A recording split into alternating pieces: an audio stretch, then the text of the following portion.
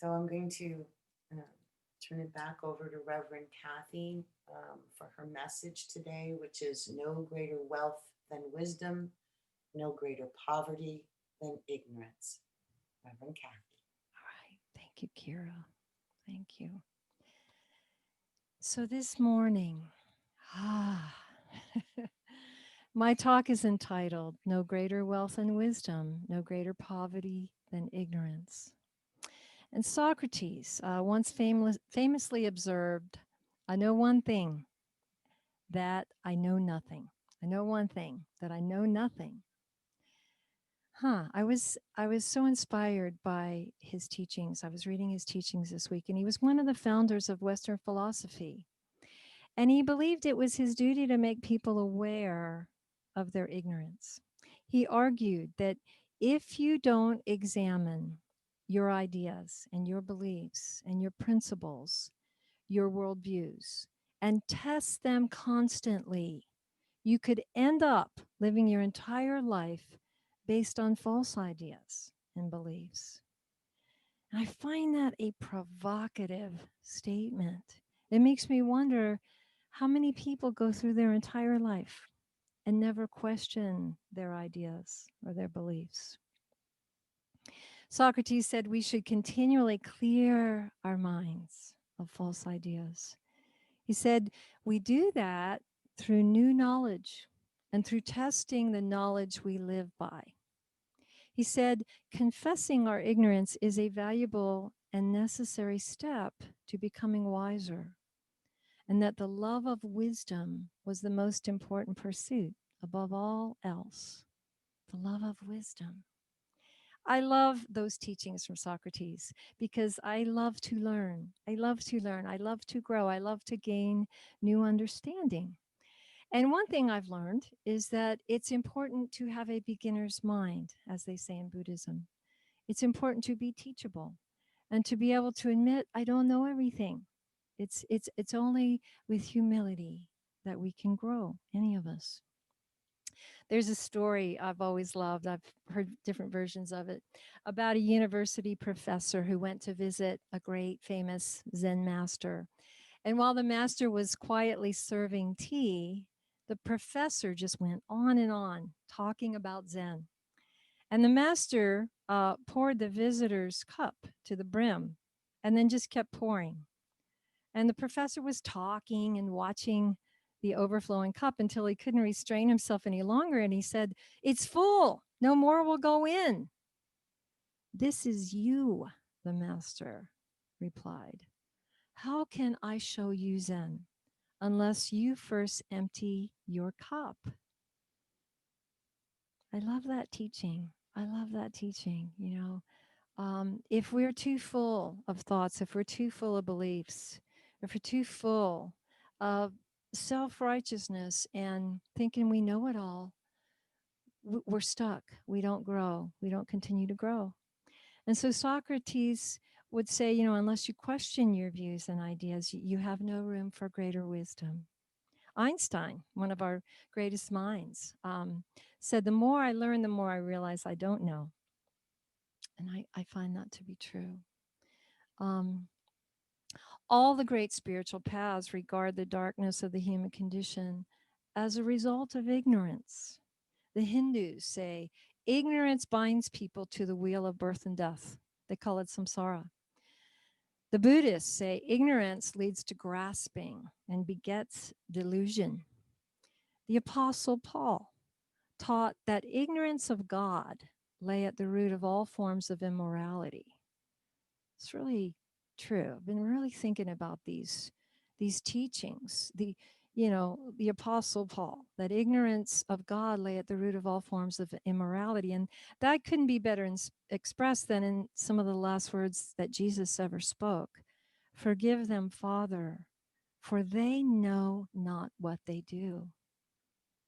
They know not what they do. He expressed such compassion in asking for forgiveness for that ignorance. You know, forgive humanity for their ignorance. They murder innocent people. They are easily corrupted, so easily turned into a violent mob. I've been thinking about history. I always turn to history when I try to understand the present moment because, boy, if we paid attention to history, it would really help us in our journey. And I've been thinking about the Civil War, the last time our country was really, really divided, really divided. I used to live in Gettysburg. Um, and my stepdad worked at the wax museum, the Civil War wax museum. So I learned a lot about the Civil War. But, I was thinking about how people on one side, the Confederacy, thought it was okay to enslave human beings. They really believed that was right. They held a view that, not all human beings should be free and sovereign. And a terrible war was fought to right that wrong. And even when the Union Army won and President Lincoln issued the Emancipation Proclamation, the people who had been enslaved were freed. Still, after all that, people held onto that terribly wrong view that slavery was somehow okay. They could justify it somehow. For a long time, some people held that view. And that ignorance was hard to eradicate, and those people who believed in enslavement, they never managed to get their flag, the Confederate flag, into our state capitol back then in the Civil War. Not until 4 days ago. And it's a shame. It's a shame upon our country and something we have to reckon with now. But back to the Civil War, through a lot of pain, our ancestors challenged that ignorance, that incredible sinful wrongness, and wisdom won. And we began moving in the direction of a more perfect union, one step closer to creating freedom and liberty and justice for all people. But it's amazing how ignorance can sometimes seem to take so long to be uprooted. As Socrates said, we need to question our beliefs. We need to question our views. We need to bring in new knowledge and listen to the wisest teachers and the wisest teachings and ever examine the way we're thinking and living our lives.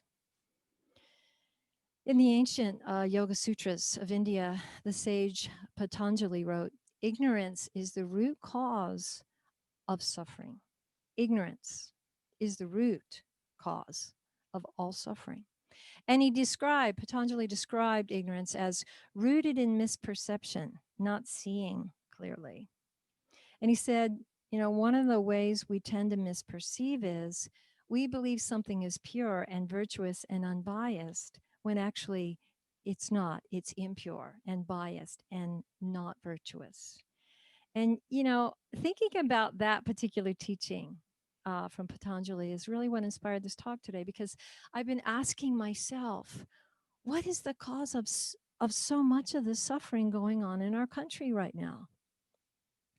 And I think ignorance plays a big part, ignorance of what is really true.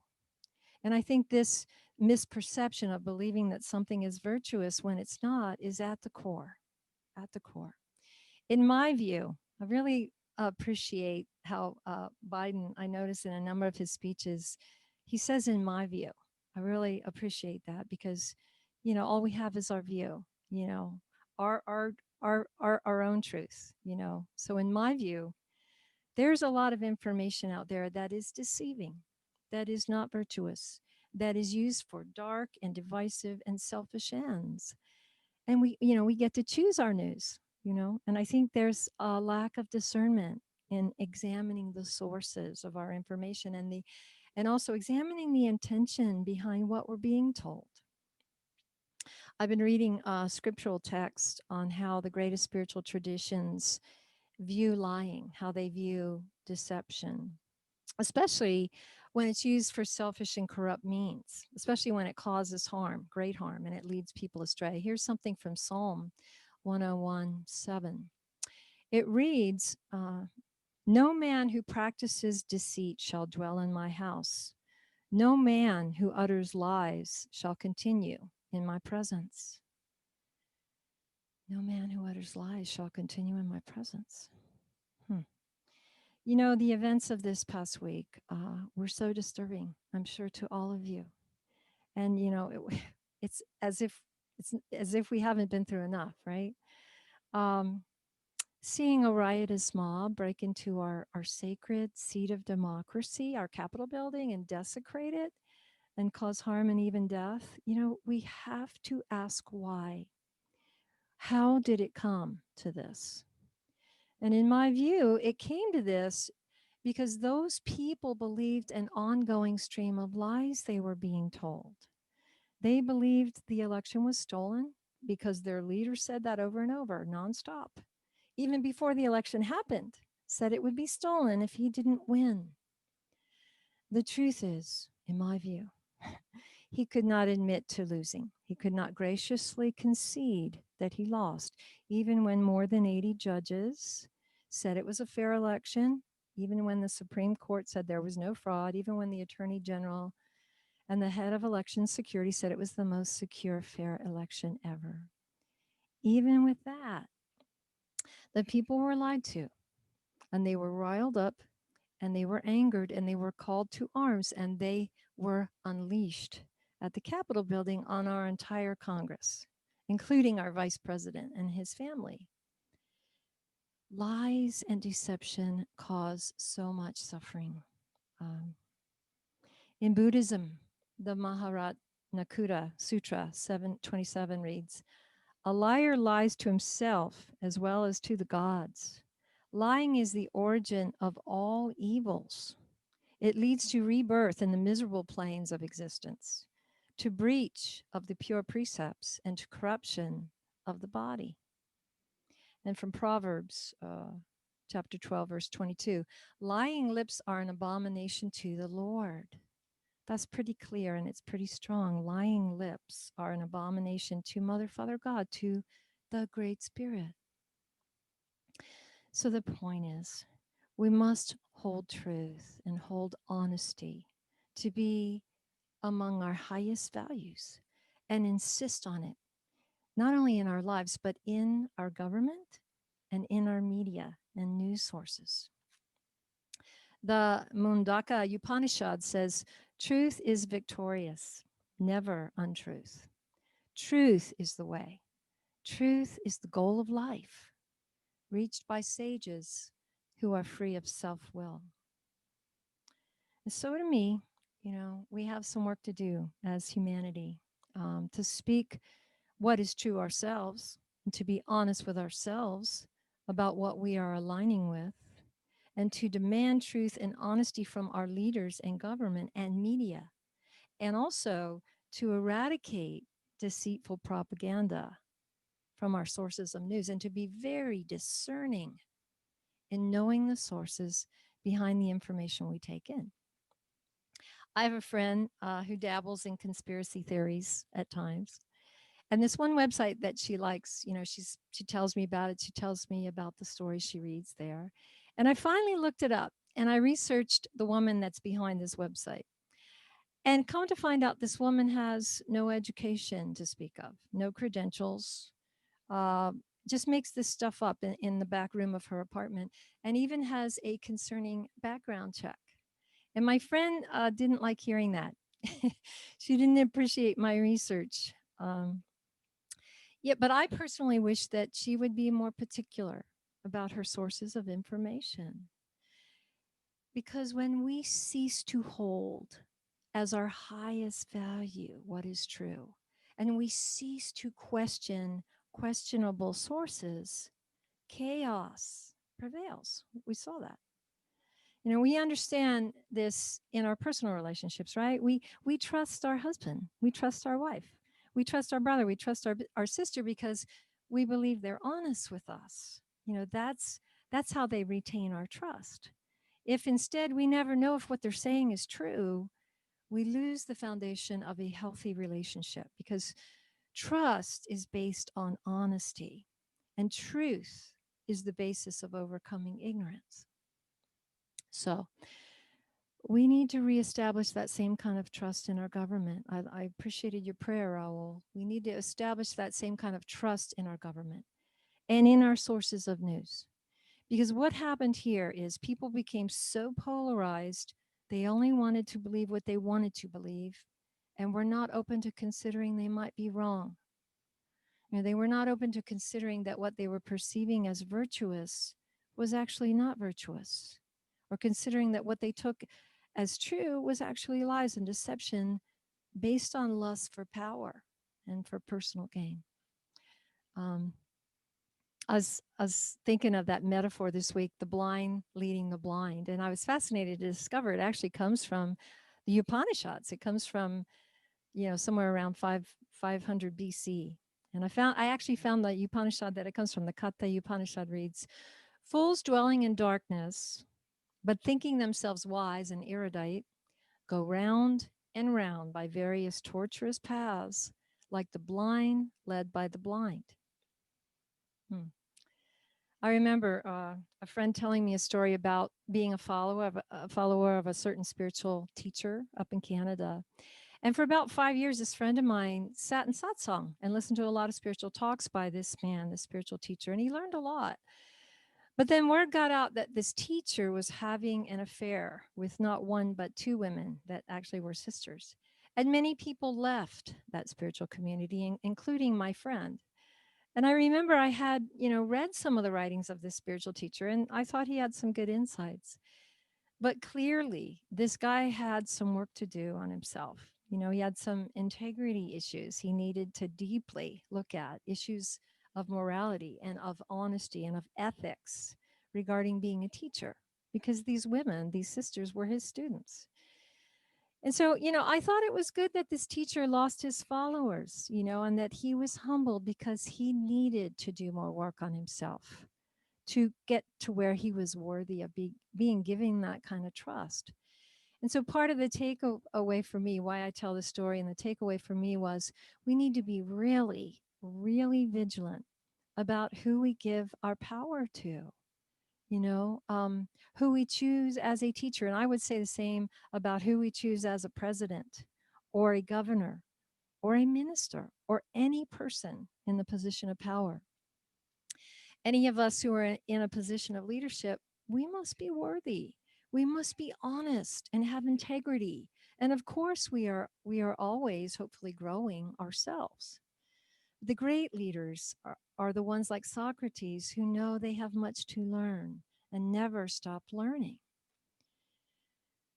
So let us seek and find the truth. As our master teacher said, the truth will set us free.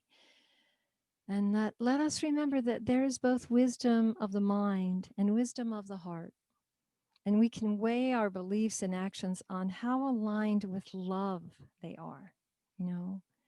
Our country needs us to be wise and to be loving and compassionate and to be part of the energy that enlightens and transforms the ignorance into wisdom.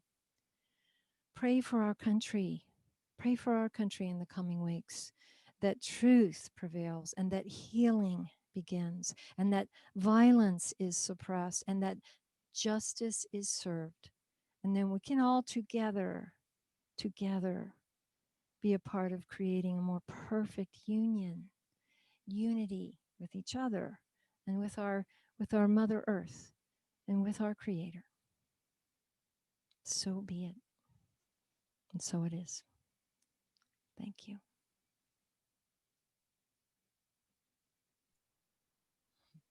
Beautiful, Kathy. Thank